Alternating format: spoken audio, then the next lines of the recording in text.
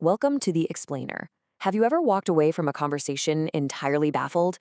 Like, you're literally wondering if the person you were just talking to is from another planet?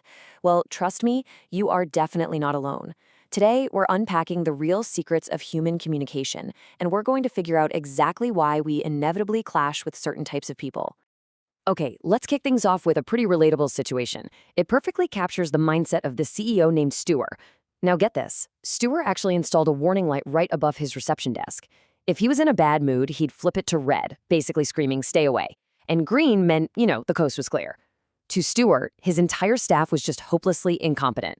Department A, total idiots. Department B, fools. Department C, oh, they were the absolute worst.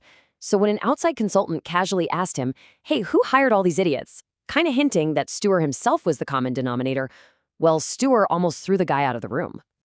So here's how we're going to systematically break down this whole idiot phenomenon today. We'll start with part 1. Are you surrounded by idiots? Then part 2, the rules of communication. 3, the roots of our behavior. 4, the 4-color system. And finally, part 5, we're putting a spotlight on red behavior. We're pulling all of our insights today directly from Thomas Erikson's incredible best-selling book, Surrounded by Idiots. And what Erikson realized after his pretty disastrous meeting with Stuart, the CEO, is a total game changer. Understanding human behavior, it is not about proving other people wrong. It's actually about realizing that communication doesn't happen on your terms. It happens on the listener's terms. All right, let's jump straight into section 1. Are you surrounded by idiots? The paradigm shift. We really need to tackle the harsh truth that Stuart, the CEO, completely missed. You see, his definition of an idiot was just anyone who didn't think or act exactly like him. But the absolute crucial point here is this paradigm shift. Everything you say is getting filtered through the listener's personal frames of reference, their biases, their preconceived ideas. And ultimately, what remains after all that filtering, that is the actual message they understand. You literally cannot just force your communication style onto somebody else and expect them to get it. We have to adapt ourselves to create a safe, secure arena for communication on their terms. Which brings us nicely to section 2, the rules of communication, where we'll dig into why we do what we do. The famous psychoanalyst Carl Jung actually hit the nail on the head with this problem. He said, "We see what we do, but we do not see why we do what we do." And wow, isn't that the truth? We're constantly judging people on their visible actions, right?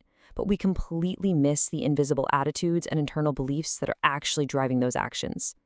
There isn't really a universally right or wrong behavior pattern out there. There are just wildly different ways of reacting to things. So let's look at where those reactions actually come from in section 3, the roots of our behavior, moving from heredity to moderated action. Human behavior essentially builds from the inside out. It starts right at birth with genetics and early environmental imitation. Then, as we grow, we develop deep core values, those really instinctive beliefs about right and wrong that get instilled during childhood. And on top of that, we build experiential attitudes. The source text actually shares this hilarious story about a relative who returned every single thing she bought. Sweaters, sofas, even cars. Why? Because she genuinely believed that 85% of salespeople were complete swindlers. That was her attitude, completely based on her own experience. So together, all these things form your core behavior. But finally, on the very outside, we have our moderated behavior. And that's basically the mask we wear in public to fit into different social situations. Think of it kind of like an onion. Your core values are shielded deep, deep inside. They radiate outward, pushing through your attitudes and your core behavior, right until they hit the surrounding environment. That outer boundary is where your moderated behavior takes shape. And that outer layer, that is what everyone else actually perceives when they interact with you. The source material distills this whole concept into a really high-impact, simple formula. Behavior is a function of personality multiplied by surrounding factors. Basically, you take who you are, multiply it by the environment you're placed in, and boom, the output is the behavior everyone else observes. So if you want to stop feeling like you're constantly surrounded by idiots, you have to try to figure out the P in that equation. You've got to understand the personality lying just beneath the surface. Okay, moving right along to section 4. The 4-color system, also known as the DISA framework. This entire system operates on a really straightforward matrix. Imagine plotting 4 core colors across 2 axes. The vertical axis measures whether you are heavily task-oriented or relational-oriented, and the horizontal axis measures if you lean more introverted and reserved or extroverted and highly active. That breaks down into 4 quadrants. We have the analytical blue, the dominant red, the stable green, and the inspiring yellow. Now, these quadrants translate into wildly different default reactions. For instance, consider the blue analytical type.